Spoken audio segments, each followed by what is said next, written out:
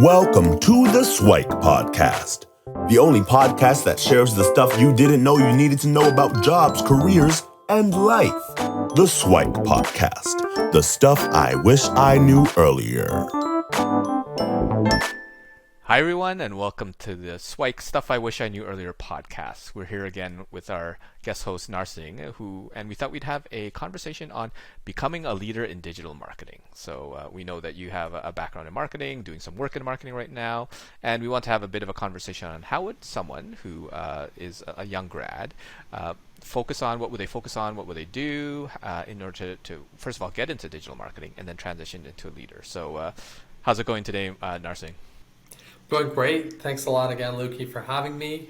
Pretty excited to share some of my stories and, help people figure out the next steps to unlocking, leadership within marketing. Why don't we dive into a little bit about your background? So, some of what you were doing in marketing before, during, and after graduation, and how is that transition? And maybe we'll dive into what did you learn at school, what was and wasn't useful. So let's start a little bit with your background. So how did kind of marketing enter your life? For sure. Yeah. So I actually went to University of Toronto. I did my BBA there. Originally, I think I started off in an economics stream, but quickly realized that wasn't the right path for me. I had a very interesting first experience with marketing, where we were learning about branding, the power of branding, so on and so forth. And then once I started to understand the breadth of just how large marketing can be in terms of the impact that it has to within an organization, was really the precursor for me to switch my streams and get into marketing as my main specialist. And all of that was within a think course, right? You were learning this in kind of like the academic context of all that, right? Exactly. Yeah. So this was during the first year of my university, where I'd taken one of the marketing courses, and it immediately kind of spoke to me.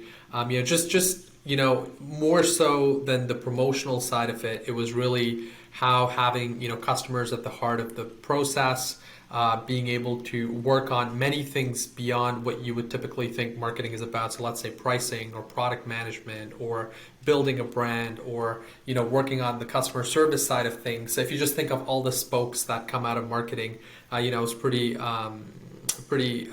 enamored by the possibilities. So that was sort of the initial motivation for me to switch to that. Another, I guess, important part of it was I was always fond of psychology, and I ended up doing a major in psychology during university as well. So it was kind of like a dual degree, if you will.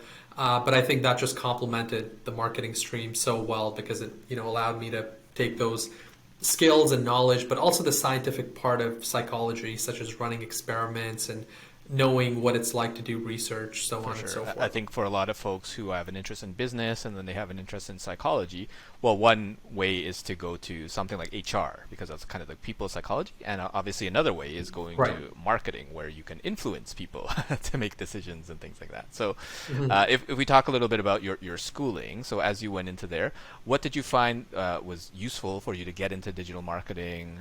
What was very relevant and helpful, or what was maybe a little less relevant? Yeah, I think what's interesting is as a marketer, you typically, so for example, you end up learning the 4 Ps, right? So that's your pricing, packaging, so on and so forth. But really from a digital perspective, you don't always have the opportunity, for example, to be involved from a packaging perspective. Now, maybe metaphorically, things like user experience, user interface, design, etc., still give you access to some similar skill sets, but you're not really designing the way packaging is going to look on a shelf store. So in that respect, maybe that was not as relevant. But I think what's interesting about digital is that it still gives you access to allow yourself to work in some of those traditional areas. So for example, let's say if you have access to an e-commerce store, theoretically, you could do, let's say, price sensitivity analysis on that, and therefore have that contribution back to the product team in terms of what the pricing should be for certain products. So I think maybe that's an example of how you could still make those things relevant. But I think probably for me, one of the things that ended up helping me the most from a digital career perspective was funny enough, it was actually my psychology background, because that's where I really learned how to do research. So what does it mean to build a hypothesis, and what does that framework look like? What is the difference between an independent and a dependent variable? So how do you set up an experiment? How do you do the statistical analysis to derive conclusions from that experiment, which has now become a very integral part of how you do data-driven marketing. A lot of it, the buzzwords, A/B testing, et cetera, it all roots from the scientific methodology.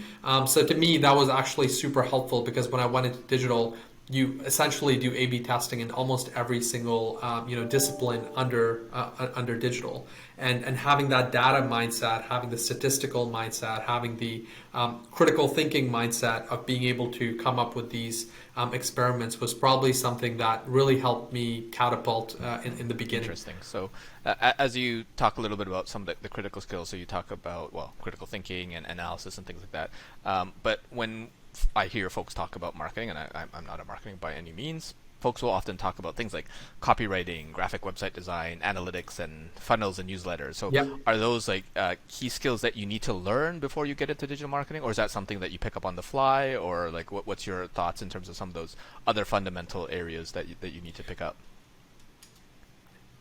Yeah, that's a really good question, and it's interesting because digital has exploded since I started my career to what it's become now. It's probably one of the most exponentially fastest growing functions in many businesses, right? So this theme of digital transformation is still very critical in a lot of different industries. So I would say in the past, having your fundamental marketing skills is something that would be enough.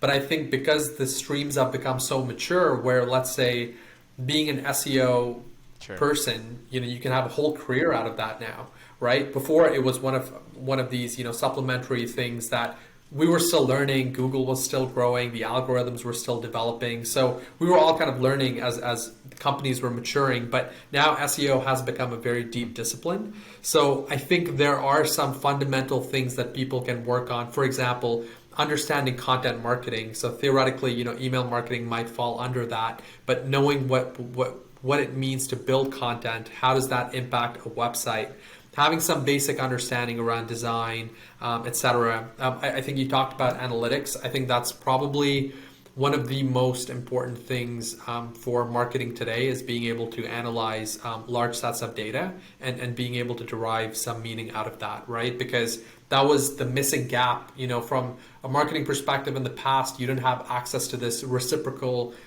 data feedback loop that you now have today almost immediately. You can launch an advertising campaign today, and probably by the end of the day, if it's performing well or not. And before, you had to wait months or weeks, or at least weeks, if not months. So I think those are some key skills that people can probably learn today, before even graduating. And if I'm not wrong, these courses are starting to be offered as well at a secondary institution level. So what I took from that is there are a few fundamental concepts and skills that are evergreen in kind of the human psychology and how to influence and things like that.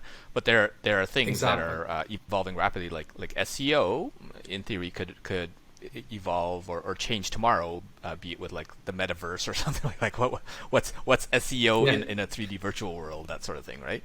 So that parts could change, but the fundamentals like content marketing or analytics, you still have to figure out like what it is that people want, and figure out, like, now that you know what they want, like how do you garner insights in that? So that's quite interesting. And exactly. In terms of like resources to get these skills, so you mentioned that some of them you probably acquired at school, but there are probably a bunch of them that you learned on the job or after the fact. So what are some of the best resources out there that folks could use to kind of learn any of these, call it content marketing, analytics, or SEO, or whatever it is? And I don't know if you have to go through every single one of them, but maybe at a high level, some of the bigger skills that are needed for a career in digital marketing. Yeah, I mean, maybe I'll go through the list off the top of my head, but you've got things like email marketing, and sort of the evolution of that would be automation, automating email. There's obviously social media. There's the CRM side of things, so really building more complex structures once you have the data, acquired. There's the SEO, there's the paid media and advertising. We talked about content, the design, the UX, and then really just being tech savvy, because one of the things that marketing teams use a lot now is tools, lots of them, right? There's like analytical tools, there's dashboards, there's all these different tools that you need to have that skill to be able to navigate 5 to 10 tools easy. But in terms of acquiring some of these skills and really just the knowledge set, starting off with the internet, right? So YouTube, rich source, blogs. There's multiple different bloggers out there. For example, in the SEO world, there's Neil Patel. There's this website called Backlinko run by Brian Dean. So there's some thought leaders out there in the space that have very, very rich information out there that really if you were to go through that, you'd have a really solid understanding of these concepts. But besides that, there are also other certification programs, right? Again, some of these are offered in educational institutions, but currently, for example, I'm teaching at BrainStation, which is a digital upskilling education management company. And for a relatively affordable price, a lot of students are now using that as a way to get a certification. They get a full-blown digital marketing, deep dive within a 10-week time period, and you're really able to use those fundamental skills going into the workforce. So there's some of these other paid options out there, but I think starting off with the free tools like blogs, videos, etc., is probably the way to start. Right. So what I took from that is, you want to call it dip your toe into the water before you get completely wet. So starting with some of the free resources, the YouTubes, the bloggers, and stuff like that, and basically seeing, okay, is this something of interest to you? And then if it is, then maybe go and invest in some of the certifications, some of these kind of like boot camp programs that are out there.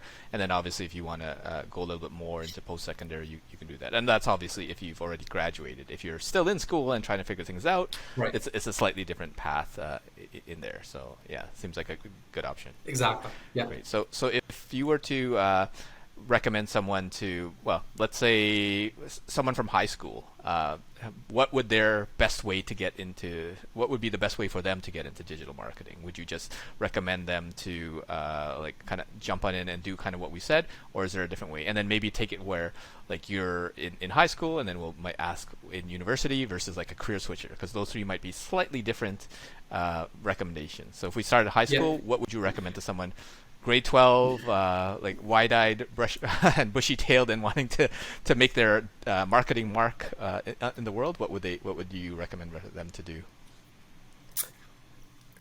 I think the beauty of digital is that it's so accessible, right? Like you could start your own social media page and learn how social media works yourself. You could set up your own goals, like increasing my followers, increasing my video watch time, increasing the number of likes that I get on my posts, and you can actually learn all these things yourself. The same thing with building a website. It's not as hard as it used to be. A lot of these things are plug and play now. You can just move modules around, build your own website. You can learn your own SEO that way. You can learn how analytics works that way. So I think that's such an easy way for anyone, whether you're in high school, whether you currently have a full-time job, to start to expose yourself to some of these basic, principles of digital marketing by just exposing yourself to these tools that are now so accessible. It could even be creating like a food Instagram profile page, and then seeing how far you can take that, and you might find yourself becoming an influencer within a few months' time. So I think it's so easy to kind of expose yourself to digital these days that I would probably recommend one of the ways is just to do it. Besides that, like I said, there's tons of content out there that can definitely support you as well. So. And would you say it matters whether or not you're younger or more experienced in your career, or is it, as you said, so accessible that really high school, university grad, or like 5-10 years into your career, it's kind of a relatively equal playing field? I would say so. See, the only thing I would say, like the fundamental need of being able to be a good digital marketer is being okay with technology. Right, because everything hinges on applications and software and data, etc. So if you're uncomfortable learning new tools, if you're uncomfortable seeing new dashboards and wrapping your head around that, again, this is technically you would assume that if you're younger, you'd be good at that. And, if you're maybe finishing your career, it might be a little bit more difficult if you're used to specific ways. But honestly, to me, I think as long as you're comfortable with just technology in general, like these things are fairly easy. Right. So it sounds like you're at the camp where you want to just dive in there. So start your own blog, whether it's or YouTube Exactly. or Instagram or TikTok or whatever it is that's kind of trending these days, and see if you can grow it, and then kind of use the resources we mentioned. So the YouTubes and other blogs and other folks that are saying, oh, you might want to do this, or post at this time, hashtag this and that, or whatever the new things that are there. And if you feel that you're not necessarily getting enough from those resources, or you need more structure, maybe sign up for a course because some people learn better on their own, where they can just figure it out. Some people like the structure of like, come in here on this time and whatever, and then we'll handhold you and then answer questions and things like that. So it's really up to folks and their different situations in terms of which one is best for you. And then it sounded like that one of the best ways is to really experiment and test, right? So I think you mentioned a little bit on the analytics of like trying this and then trying that and seeing which ones works better. Are there any kind of recommendations you have in terms of like that experimentation process? Are there like certain things that like work a little bit better or a little more challenging on the marketing side? Yeah, from an experimentation perspective, I think the premise is that you're working off of the numbers that you're seeing, right? So, one of my students, for example, in class was working on her TikTok channel. Wanted to understand, what do these metrics mean? Is it good that I'm growing X percentage every month? Should I be aiming for something higher? And I think once you start to work with these numbers, you yourself start to figure out what makes sense and doesn't, right? And then you start to, connect the dots from there. So I would say whatever area you're exposing yourself into, whether it's maybe you're starting a blog, maybe you're starting a social media page, so on and so forth, try to keep the data side, somewhere in the back of your head. So if you're starting a blog, look at your monthly visitors, for example. Look at how long they're spending on your blog. Look whether they're interacting with other blogs. Look at what's popular. Use that as a way to build more content. Maybe you can start to promote that on social media now, see if that's driving more traffic, right? So there's the data is the key part of the story, right? It's just kind of using that as a way to guide your next steps. And if you're running any true experiments, I think the one thing that I'll just say is where people make the most mistakes is try to isolate the variable that you're trying to test, right? So let's say at the very simplest form, if you're running an experiment with copy, you can have two different titles, but everything else in the ad stays the same. So that's, running a true A/B experiment where you only have one variable that's changed. Because sometimes people will have two different creatives that are fundamentally different, and then you don't really know, is it, was it this extra person that I added here? Was it the color change that I did here? Was it the title that I changed? Because you have 5 different things that are happening in these two scenarios. So I guess to answer your experimentation question, it's more along the lines of keeping it very strict from a variable point of view. Cool. Sounds good. So I think we gave folks a bit of guidance on how to get into digital marketing. So a lot of it is just throwing yourself in there, and then there might be a particular area that you're particularly interested in, be it SEO or websites or design or copy or newsletters or this and that. So there's so many different things to explore. But as you kind of mature in the marketing world, how would you say you progress into kind of the leader role, right? So the episode was talking about becoming a leader in digital marketing. So what does that mean to you? Yeah, maybe I'd break it down in terms of 4 pillars. Okay. So let's say the number one thing for any leadership role is the strategy side of things. So really being able to understand, first of all, how does the business work? Mm-hmm. How does the business work within the industry? How does the industry work? How does the industry work in comparison to other industries? So there's having a macro and micro view of marketing, of digital, et cetera, and how it kind of relates to the overall big picture of the way things are running. With that strategy comes the vision piece, right? So having some sort of vision of where you're trying to take the marketing function further. I think the second pillar would be of data and analytics from a digital marketing point of view. Again, that's what has fundamentally changed marketing as a discipline is the data, is the analytics, is the predictability, which has now matured into algorithms and artificial intelligence and really, really rich, complicated ways where you can influence people and change customers' minds. The third pillar, I would say, is more around being comfortable with technology in general. So we talked about tools earlier, but it's also understanding what capabilities of certain technologies are, right? Well, one of the common things that people talk about is, having Salesforce installed in their organizations. Salesforce is like a Ferrari, right? But like maybe you're not ready to drive the Ferrari yet, right? So it's kind of thinking about what are all the different technology tools that your company might be using and how that interacts with each other, right? Because let's say what I'm doing currently at Unilever, which is people relationship management, or really it's CRM, but that interacts with so many different systems, and if those systems are not seamlessly talking to each other, it actually has a lot of different ripple effects in terms of being able to perform multiple functions seamlessly, right? So the technology space is super important. And then maybe the fourth pillar I'd say, which is really important from a leadership growth perspective, is customer centricity. So there's two ways to think about that. The first one is obviously external. So thinking about your customers first and making sure that they have the best experience possible. And this is where, as a digital marketer, you're thinking about the entire customer journey and what that means, from taking the consumer from point A to point B, ultimately from awareness to sales, right? That's the funnel that you're focusing on. And then theoretically, loyalty comes after that. But there's the second customer centricity, which is your internal customers.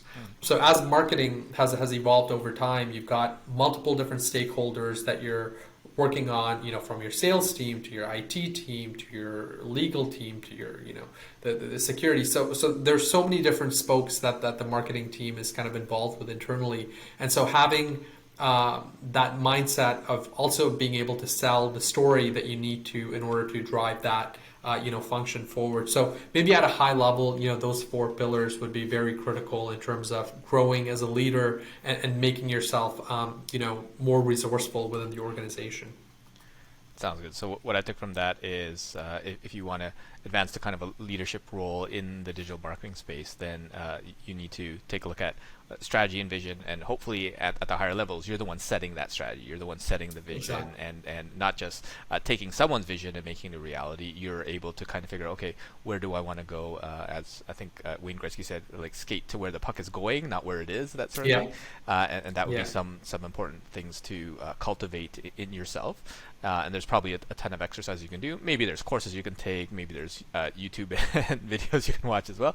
But how to shore up that probably is a whole episode on its own. And then you mentioned data analytics, right? So hopefully you would have worked with the data before, so that you can be the one making insights to, and providing recommendations on that. Exactly. And moving in the appropriate direction. And you have to be aware of technology. And to your point, you don't necessarily have to start with a Ferrari. Maybe you start with like a Honda and then work your way up and then be able to evolve and learn it, because things are so dynamic and changing that what's relevant today might not be relevant tomorrow, and you always have to keep up from a tech perspective. And I like what you said about the last one, the customer centricity, where again, it's the whole journey, not just like get into buy, because that's what people often think marketing is. It's closely associated with sales, but it's that plus the follow on, the loyalty afterwards, and then it's holistic, where it's not just your traditional customers, it's the internal folks, right? So and I assume when you speak about that, it's also like your employees, your vendors, and everyone that touches as well, and have them kind of be on board with it. So it sounds like a lot of great things to progress and to consider as you get into digital marketing, as you evolve into a leader in digital marketing, and as you go into kind of your digital marketing path. So a lot of great insights and wisdom from there. So thanks so much, Narsingh, for sharing. are there any kind of last minute words of wisdom that you'd want to share for folks that are looking to start their journey, or maybe they're midway in their journey or a little later in their journey to digital marketing leadership? Yeah, maybe the last thing I'll end off with is it's a really exciting era when we think of how technology has shaped the world. We're not stopping. There's still exponential growth happening. Web3 is one of the things that's being heavily talked about right now. But again, that's going to impact the way we go to market, how we relate to consumers, how we communicate to consumers. So I think the exciting time is now. It's a new era. We're heading into a completely new place. One concept that we talk a lot about at Unilever, for example, is digital commerce, right? So we've actually restructured our digital hubs to now become digital commerce hubs because we've realized that where you had Instagram that was like a brand building tool, but now you've got commerce built into it, and you've got Amazon that was a commerce tool, and now you've got brand building built into it. And so you're seeing this convergence of media, entertainment, and commerce happen very quickly, and that's one of the reasons why we've kind of evolved our thinking that the consumer journey is going to continue changing at this very, very quick pace. So I think it's a very exciting time to be in marketing. I think it's a very exciting time to be in digital in particular, within the marketing realm. And I think it's going to be the key driving force of how we relate to consumers, but also most importantly, drive business strategy moving forward. Sounds good. And what I take from that is, as mature as marketing might seem, where they have all these tools and processes and things like that, because it's evolving so fast that things are changing, and that maturity kind of dwindles as new things, as resets, as new platforms are there, new areas, and then convergences, probably divergences at some point in the future or whatever, and it makes it exciting. It's probably not a good place for folks that would just want to sit and relax and not learn on a regular basis, but for those that want to challenge themselves and grow into kind of new technology, new processes, and new areas in industry and stuff like that, it sounds like an exciting place to be. Absolutely. Sounds good. So thanks so much, Narsingh, for sharing your insights in how to become a leader in digital marketing, and hopefully we'll have you back in a future episode. Absolutely. Thanks again for having me, Luki. Thanks for joining us on the SIWIKE Stuff I Wish I Knew Earlier, the podcast. If you like the podcast, please subscribe on iTunes, Stitcher, or wherever you found this podcast. And if you can give us a review, that would be very appreciated. Feel free to contact me on LinkedIn at LukiDanu, LukiDanu, and the same on most social media platforms. And I look forward to hearing from you. Thanks. Bye.